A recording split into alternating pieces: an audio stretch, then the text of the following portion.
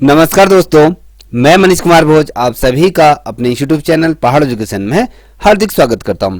दोस्तों, मैं आज जो वीडियो आप लोगों के बीच लेके उपस्थित हुआ हूं वो उत्तराखंड एलटी, यूसेट, टीजीटी, पीजीटी और नेट से संबंधित जो बच्चे ड्राइंग सब्जेक्ट से जो प्रिपरेशन कर रहे हैं उन बच्चों के लिए आज की जो श्रृंखला है ये अत्यंत महत्वपूर्ण ये रहने वाली है, क्योंकि यहाँ से आपके प्रतियोगिता परीक्षाओं में निश्चित रूप में क्वेश्चन पूछे जाएंगे। इस श्रृंखला में 100 प्रश्न आपके सामने रखूंगा और हो सके ये 2 पार्टों में ये वीडियो आए, क्योंकि अगर 100 नंबर के अगर मैं प्रश्नों की श्रृंखला आपके सामने रखूं तो वीडियो लेंथी हो जाएगी। तो कोशिश की जाएगी या तो एक वीडियो में या 2 वीडियो में आप इस वीडियो को अवश्य देखें। ठीक है, आइए शुरुआत करते। देखिए दोस्तों, आज का पहला प्रश्न आप अपने स्क्रीन पर देख पा रहे होंगे। ये कह रहा है कि पिकासो का जन्म ये कहाँ हुआ था, ये आपको बताना है। यहाँ पर 4 ऑप्शन दिए हैं, क्योंकि यहाँ इसमें से मैंने आपके लिए जो ये प्रश्नों की जो श्रृंखला रखी है वो बहुत ही छानबीन करके, अगर कहूँ कई सालों के पेपरों का समावेशी स्वरूप आपके सामने प्रस्तुत कर रहा हूँ।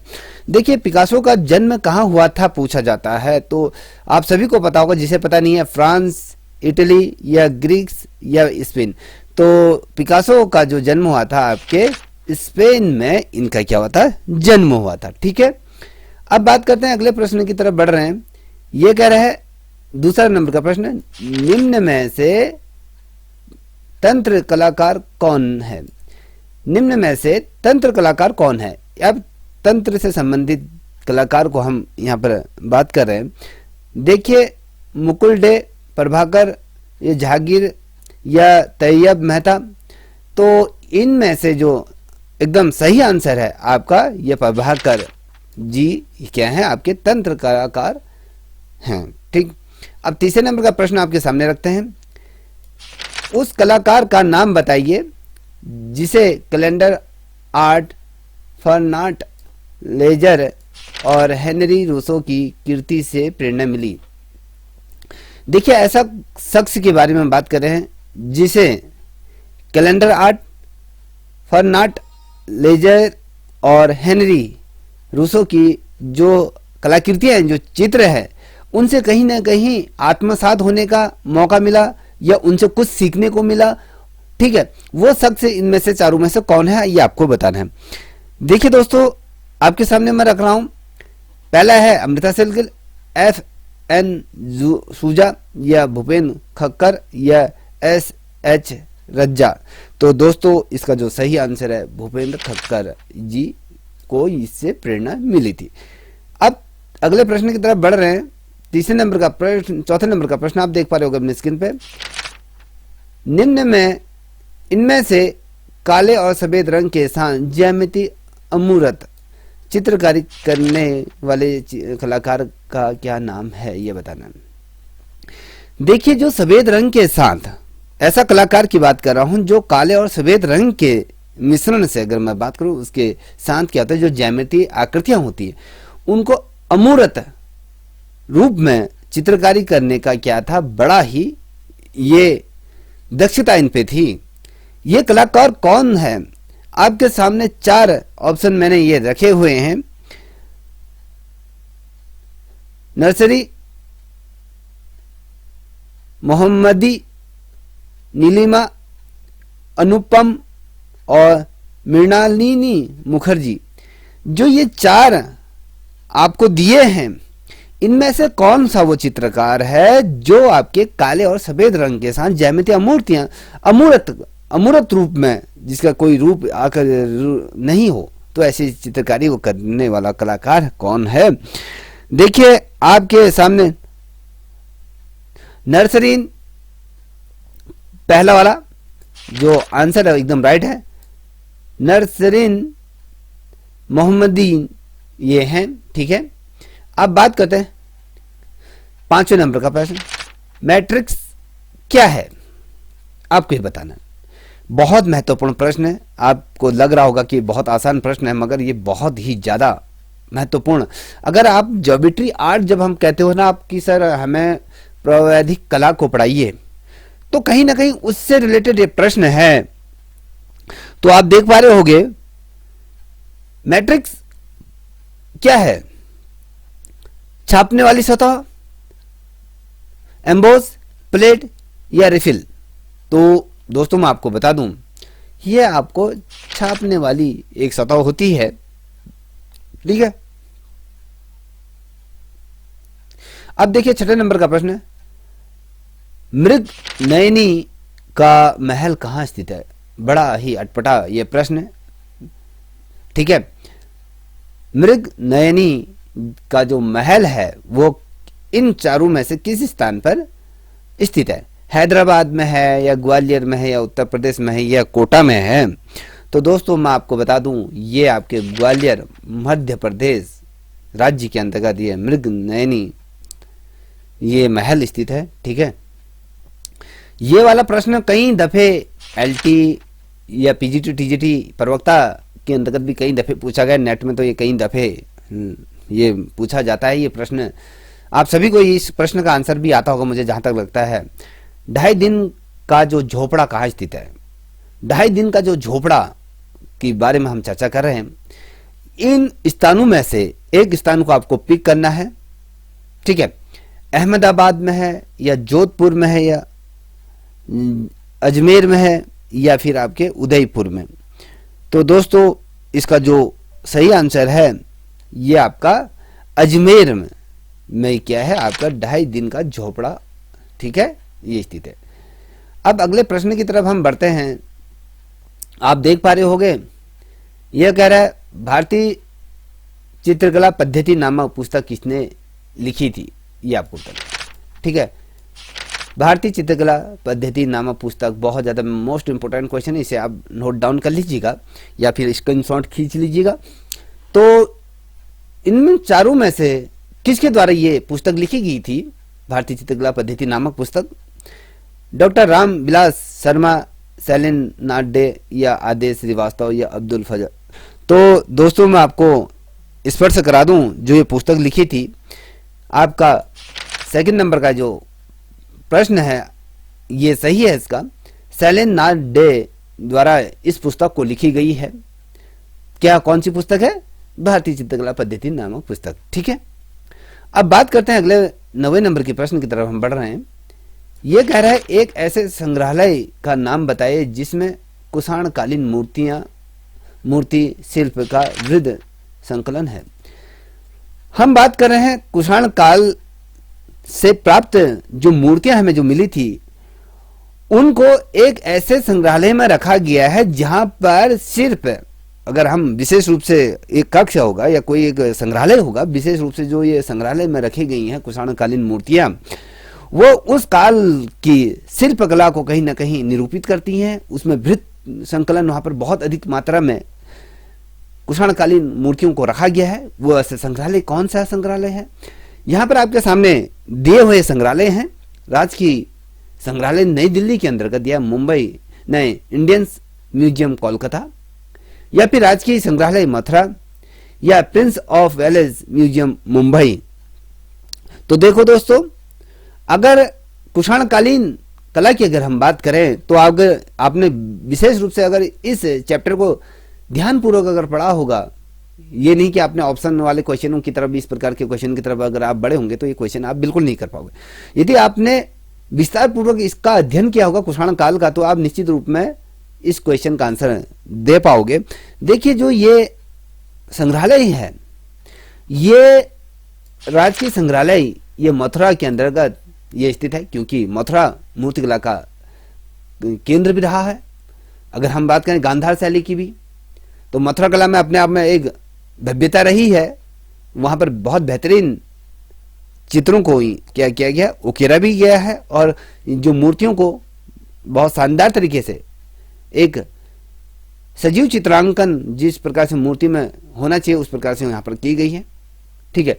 अब बात करते हैं बहुत महत्वपूर्ण प्रश्न, ये कई दफे क्वेश्चन मेरे सामने आ चुका है, दोबारा ये क्वेश्चन मैं आपके सामने रख रहा हूँ। देखिए, पकी हुई मिट्टी की ईंटों से बना सर्वप्रथम मंदिर कौन सा है? इससे पहले जो वीडियो मैंने डाली थी उसमें भी इसका जिक्र किया था। वो जो बना है जो मंदिर पकी गई ईंटों से, पकाई गई ईंटों से, तो वो मंदिर इन स्थानों में से किस स्थान पर है? देखिए, जलगांव में या मालेगांव में या भीतर गांव में या इनमें से कोई नहीं। देखिए दोस्तों, ये जो इसका आंसर जो सही है आपका, ये भीतर गांव में ये पकाई हुई मिट्टी की ईंटों से बना मंदिर, सर्वप्रथम जो मंदिर बना था वो स्थित है। ठीक है, अब अगले प्रश्न 11वें नंबर के प्रश्न की तरफ हम अग्रसर हो रहे हैं। इस प्रश्न को आप ध्यानपूर्वक देखें और साथ ही नोट डाउन करते हुए चलिए। ये कह रहे चित्रसूत्र का सर्वप्रथम अंग्रेजी भाषा में अनुवाद किया ऐसा कौन सा शख्स था जिसने चित्रसूत्र का अंग्रेजी भाषा में इसको परिवर्तन किया या उसका अनुवाद किया? टर्नर थे या स्टेला थे या नोडेल थे या किस्टो? इन चारों में से कौन सा वो व्यक्ति था? तो दोस्तों, इसका जो सही उत्तर है,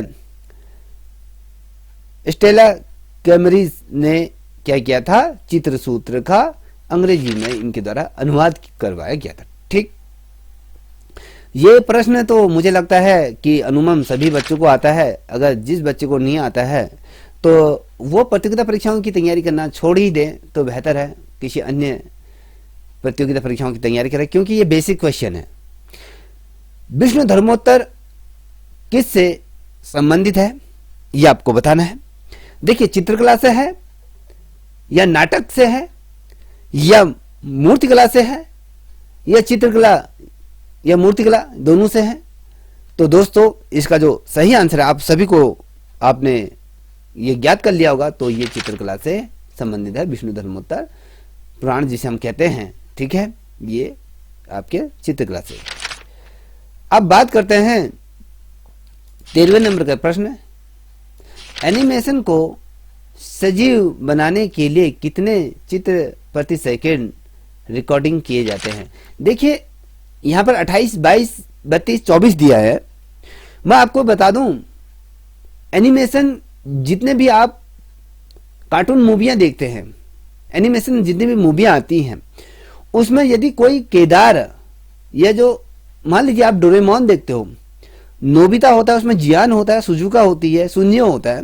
अगर इसमें डोरेमोन अपने हाथ को उठा रहा है या अपने मुंह से कुछ बोल रहा है या उसके शरीर कुछ गति कर रहा है या वो चल रहा है, तो ऐसे चित्रों को सजीव तौर पर, वो प्रत्यक्ष तौर पर जिस प्रकार से इंसान मूवमेंट करता है उस प्रकार की सजीवता लाने के लिए जो चित्र होता है, वो चित्र को रिकॉर्डिंग के लिए प्रति सेकंड की अगर मैं बात करूं 25 सेकंड प्रति फ्रेम के आधार पर उसको किया जाता है, रिकॉर्ड किया जाता है 24, ठीक है, 24 फ्रेम प्रति सेकंड के हिसाब से उसे रिकॉर्ड किया जाता है उस चित्र को। ठीक है, तब जाके कहीं ना कहीं वो सजीवता उसमें उत्पन्न हो पाती है। अब बात करते हैं अगले प्रश्न 14वें नंबर के प्रश्न की तरफ हम देखते हैं। 14 नंबर का प्रश्न क्या कह रहा है? आदि मानव चित्र बनाने के लिए किन रंगों का प्रयोग करते थे?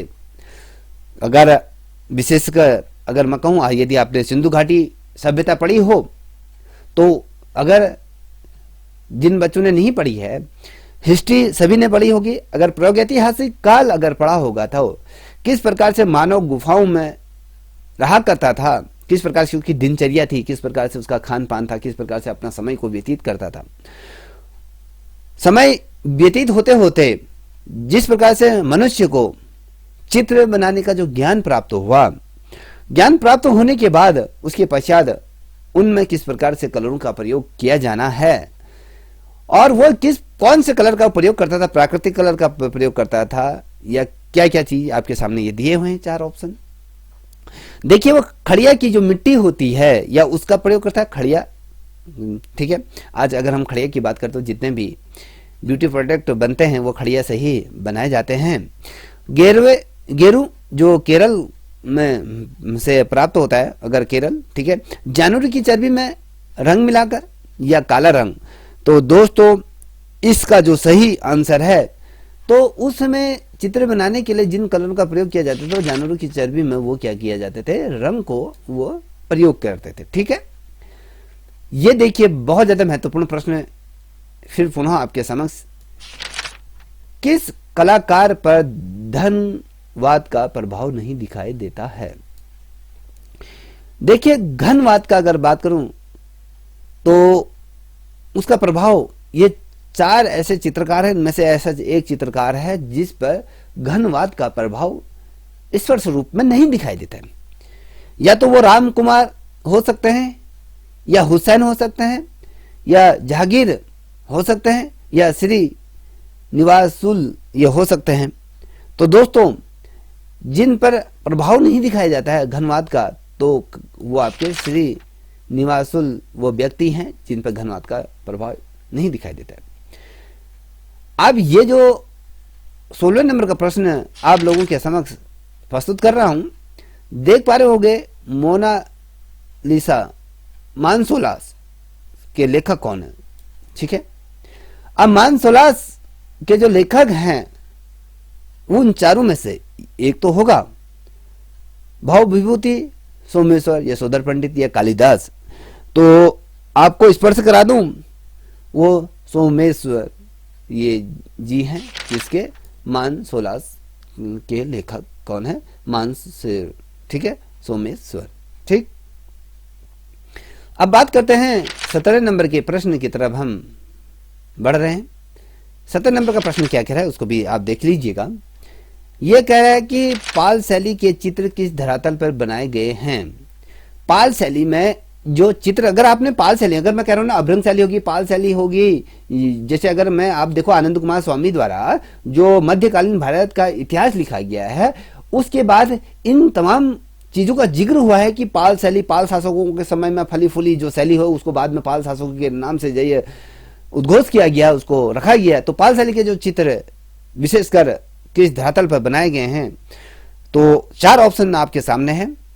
ताड़पत्र और कपड़े पर बनाए गए हैं, या दीवार पर बनाए गए हैं, या शिलाखंड पर बनाए गए हैं, या इनमें से कोई नहीं। देखिए दोस्तों, विशेषकर अगर मैं बात करूं, जो पाल शैली के जो चित्र बनाए जाते थे वो ताड़पत्र और कपड़े पर ही बनाए जाते थे। देखिए, पाल शैली का एक चित्र है जो कल्पसूत्र हम उसे कह सकते हैं। तो ये 79 चित्र इस लंबे से कपड़े में बने हैं, जो कुंडली नुमा आकृति में से लपेटा गया है। ठीक है, तो विशेषकर उसकी तरफ हम ना बढ़ते, तो हम अगर बात करें पाल शैली में, तो ये उस टाइम पे ताड़ पत्र पर, उसके पश्चात इनको कपड़े पर ये उकेरा जाने लगा। ठीक है, याद रखिएगा। अब बात करते हैं 18 नंबर के प्रश्न। ये ललित कला अकेडमी प्रत्येक तीसरे वर्ष भारत के संदर्भ में एक राष्ट्रीय प्रदर्शनी का आयोजन करती है। इस प्रदर्शनी को क्या कहते हैं।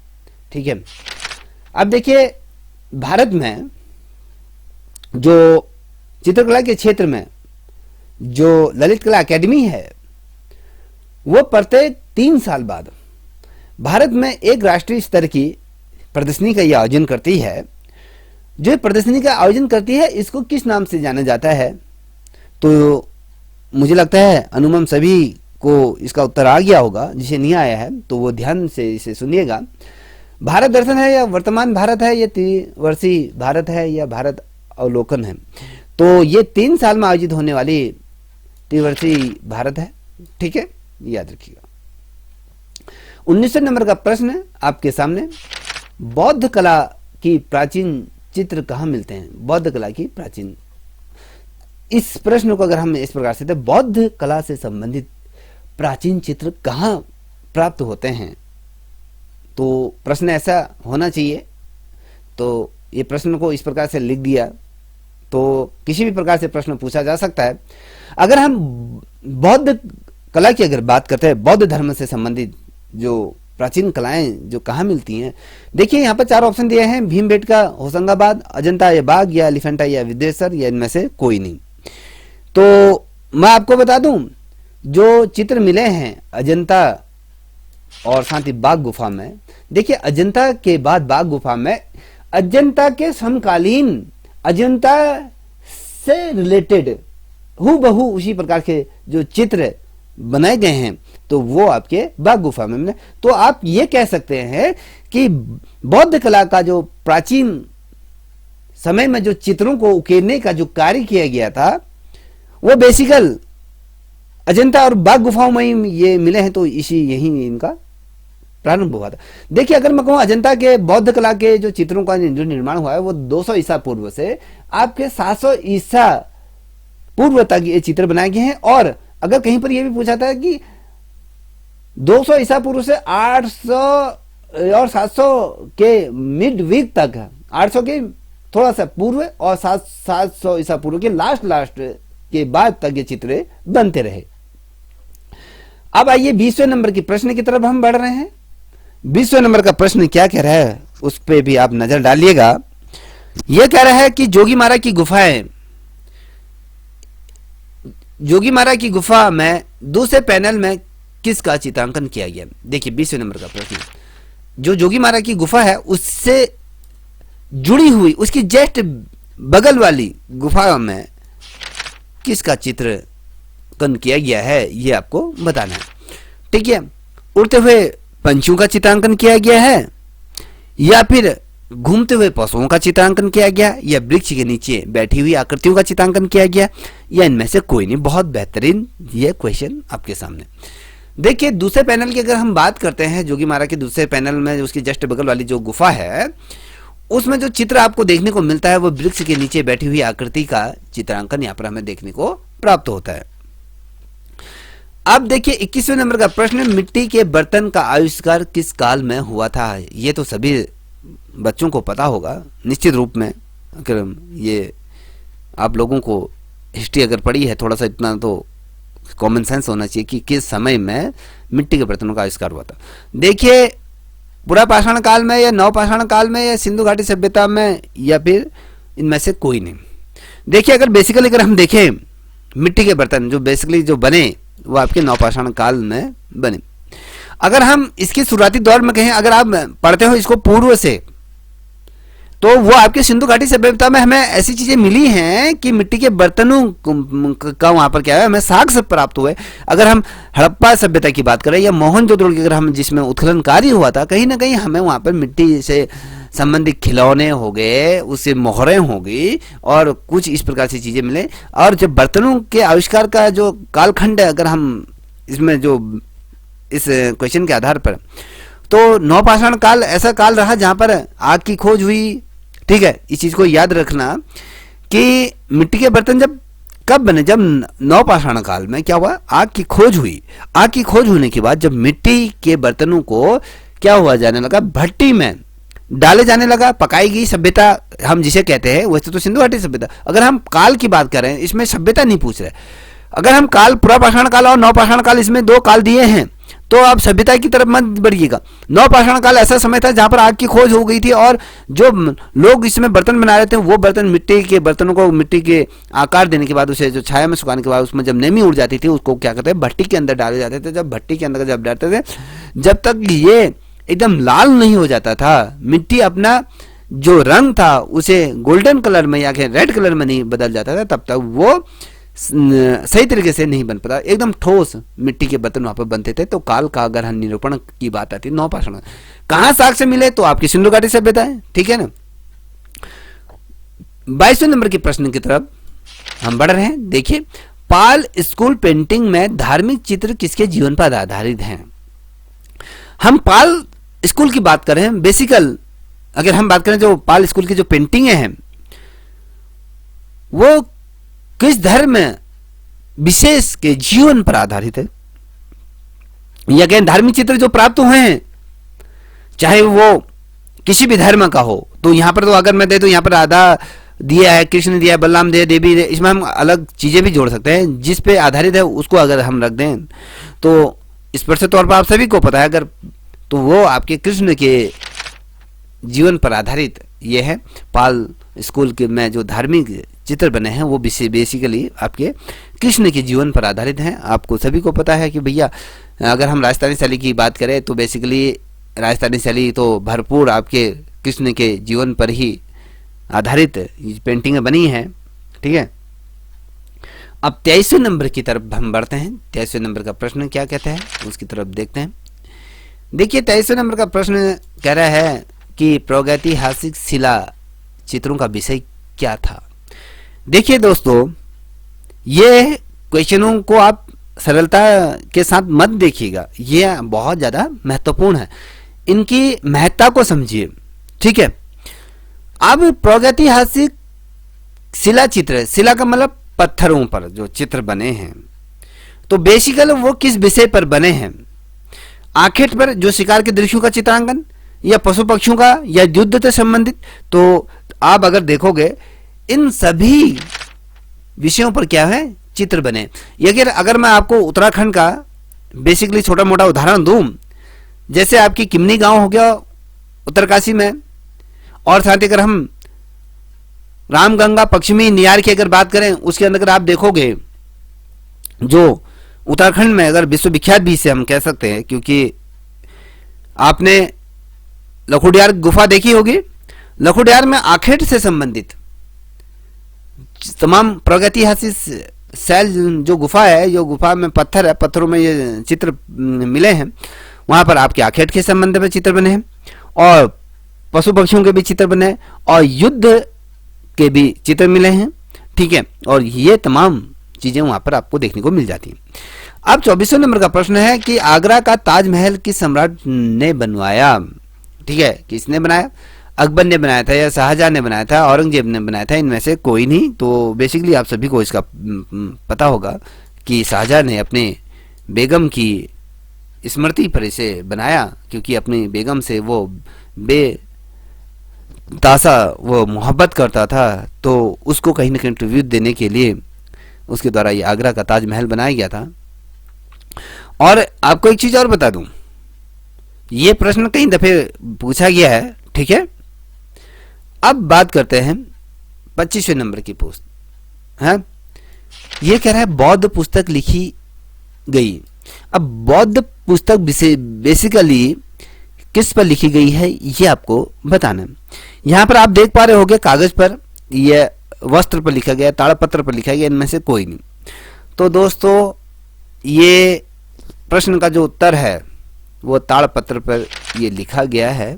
ठीक है, अब देखिए, जो ताड़पत्र में जो लिखा जाता था, इन पुस्तकों को जो रखा जाता था, इस प्रकार से मैं आपके सामने जो एक चित्र बना रहा हूँ, ये क्या होता था, एक लकड़ी का एक सांचा बनाया जाता था, वेदिका टाइप की बनाई जाती। तो इसमें क्या हुआ जाता है, ये ताड़पत्रों में चित्रांकन करके उनमें लिखने के बाद इनके बीच में इनको क्या हुआ था, रखा जाता था।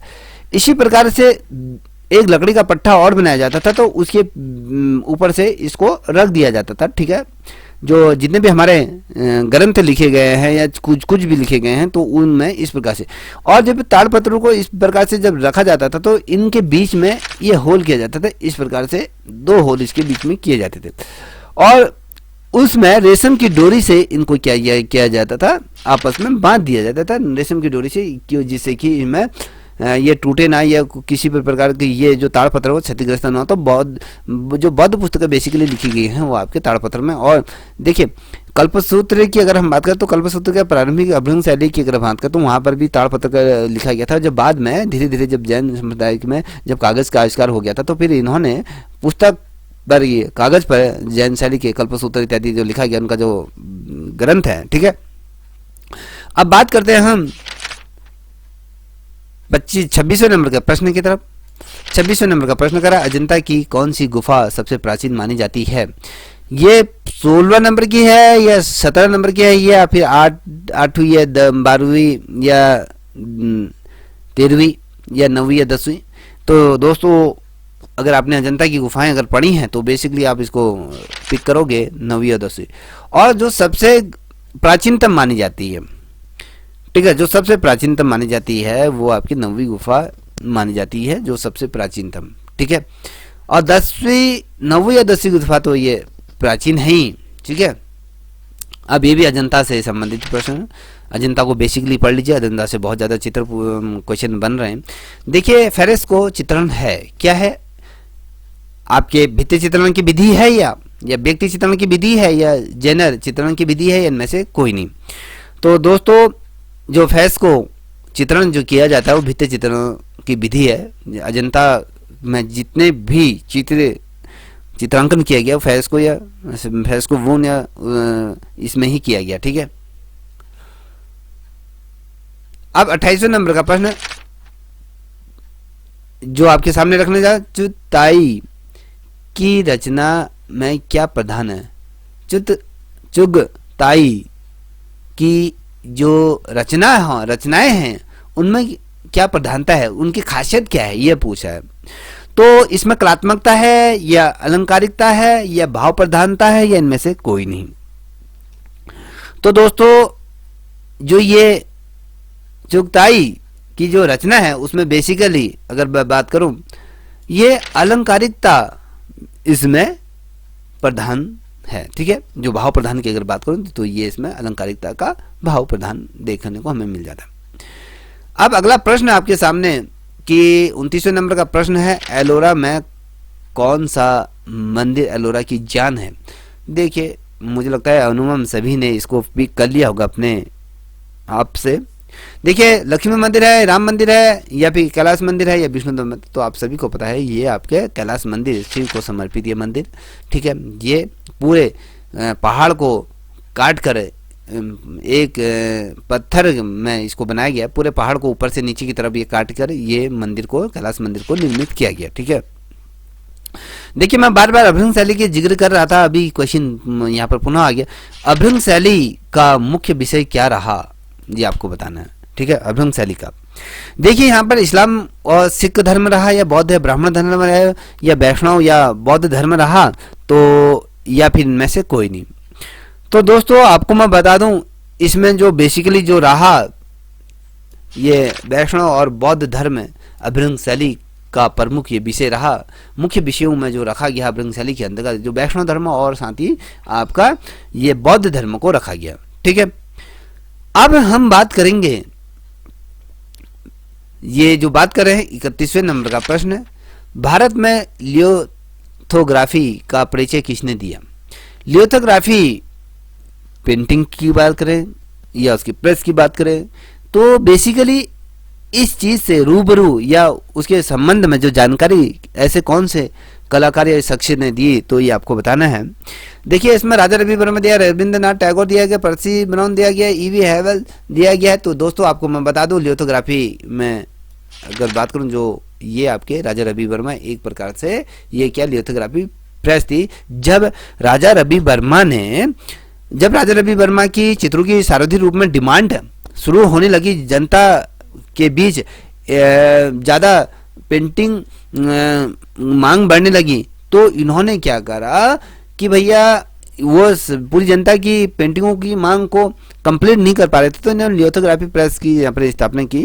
तो जो भी पेंटिंग ये बनाया करते थे, तो कहीं ना कहीं उन पेंटिंगों की फोटोकॉपी ये बनाया करते थे और वो सभी लोगों को ये बेची थे। तो यहीं से इनका पतन का भी कारण है, क्योंकि इनकी जो पेंटिंगें जो पहले 100-200 रुपये में जो बिका करती थी, तो जब लियोथोग्राफी इसका परिचय जब हुआ, तो इन्होंने उनकी पेंटिंगें 5, 10, 20 रुपये कौड़ी के भाव इनके पेंटिंगें बिकने लगी। तो कहीं ना कहीं भारत में इनके द्वारा ही इसको स्थापित किया गया था, ठीक है। अब देखिए अवनींद्रनाथ ठाकुर के चाचा का क्या नाम था, ये आपको बताना है। आपको जितना भी हो सके आधुनिक चित्रकार जितने भी भारत के रहे हैं या पाश्चात्य शैली के रहे हैं या आधुनिक भारत के जो कलाकार रहे हैं, तो उनकी जीवनी को विस्तार पूर्वक आपको पढ़ना पड़ेगा, तभी जाके ये चीज़ें समझ में आ जाएंगी।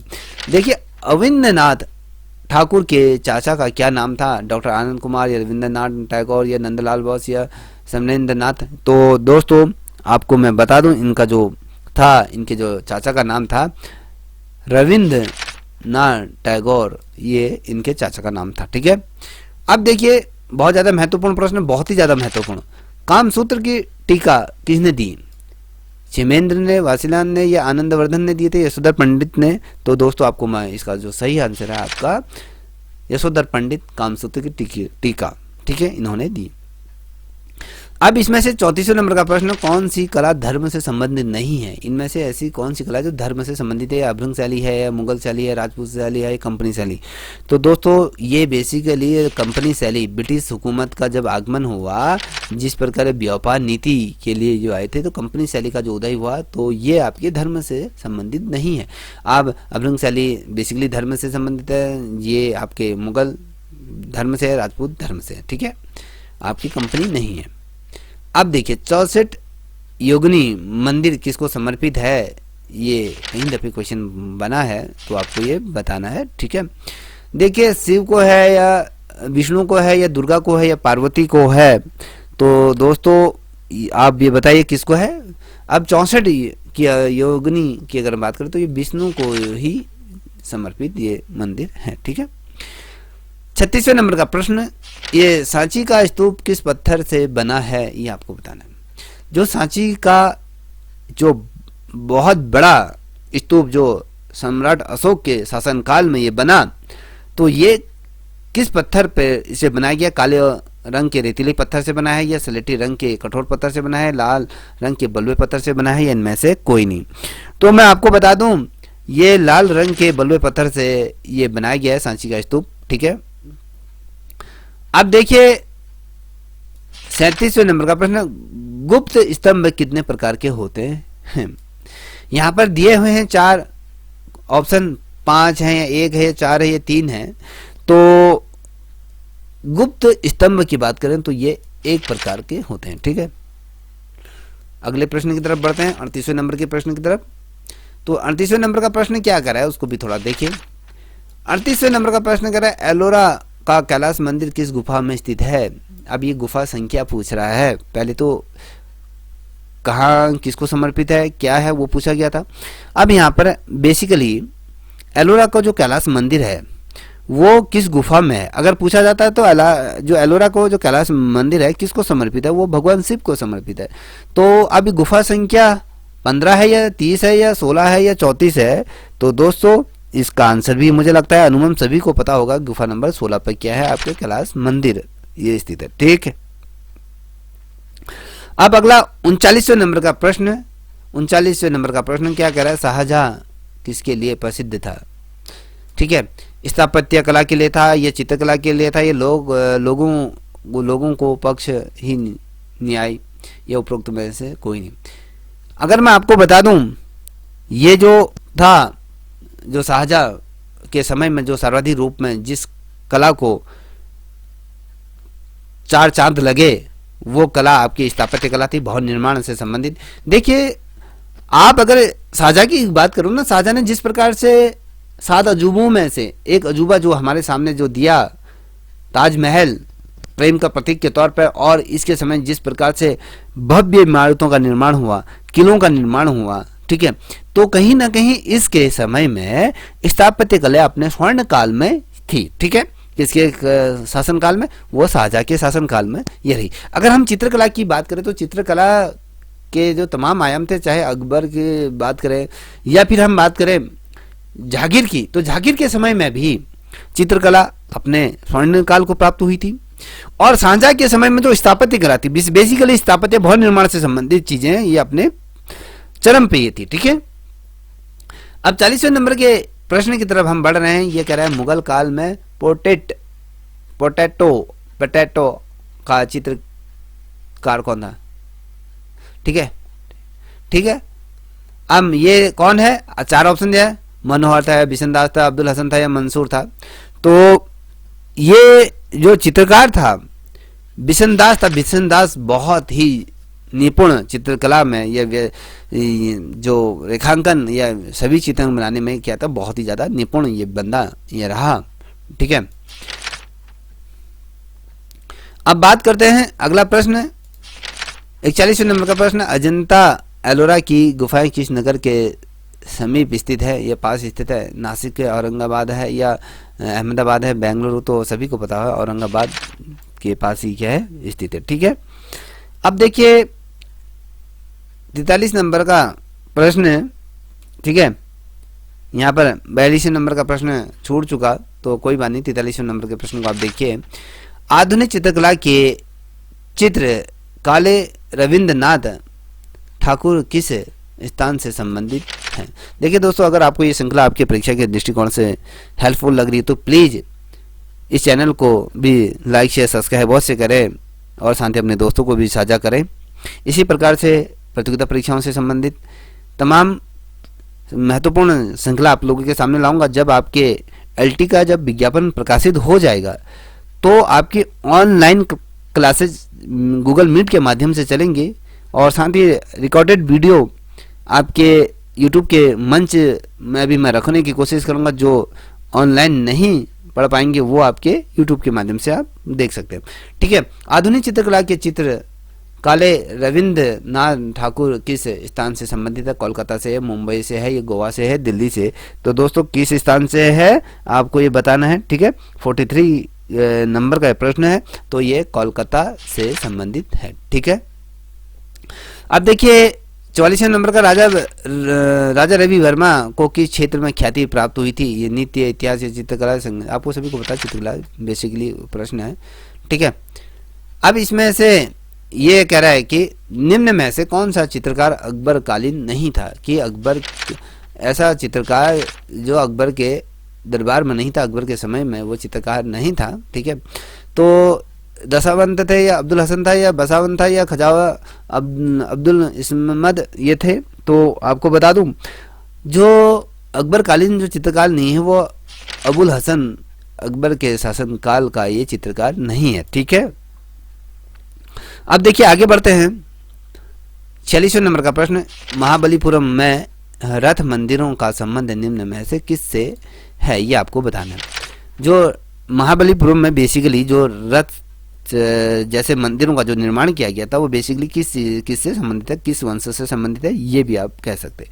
ये चाकुल्य वंश से थे, चोल वंश से, पल्लव वंशों से था या राजपूत वंशों से था? तो दोस्तों ये पल्लव वंशों से संबंधित है। ठीक है, कौन सा? आपके महाबलीपुरम में जो रथ से संबंधित जो मंदिर थे वो आपके पल्लव राजवंश से या उसके शासकों से संबंधित माना जाता है। 47वें नंबर का प्रश्न आप देख पा रहे हो, मुगल शैली के प्रसिद्ध चित्रण बैलगाड़ी का चित्रांकन किया गया है। जो मुगल काल में एक चित्र बनाया था, ये बैलगाड़ी का जो चित्र आप देख पा रहे होगे, ये किस शख्सियत द्वारा बनाया गया था? आपके 4 ऑप्शन यहाँ पर दिए गए। दशवंत द्वारा या उस्ताद मंसूर द्वारा बनाया गया, अब्दुल हसन द्वारा या मनोहर लोहार द्वारा बनाया गया था? तो दोस्तों इस चित्र को जो बनाया गया था वो बनाया गया था अब्दुल हसन द्वारा। बैलगाड़ी का चित्रांकन किया गया था मुगल शैली के अंतर्गत। ठीक है, अब 48वें नंबर के प्रश्न की तरफ बढ़ रहे हैं। देखिए कोणार्क सूर्य मंदिर का निर्माण किस वंश के द्वारा कराया गया था? ये बताना है। देखिए 4 वंश दिए हैं यहाँ पर, तो होयस या काकती या पूर्वी गंग या चाकुल्य? तो दोस्तों किस वंश के द्वारा बनाया गया है? तो पूर्वी गंग वो शासकों द्वारा कोणार्क का सूर्य मंदिर ये बनाया गया था।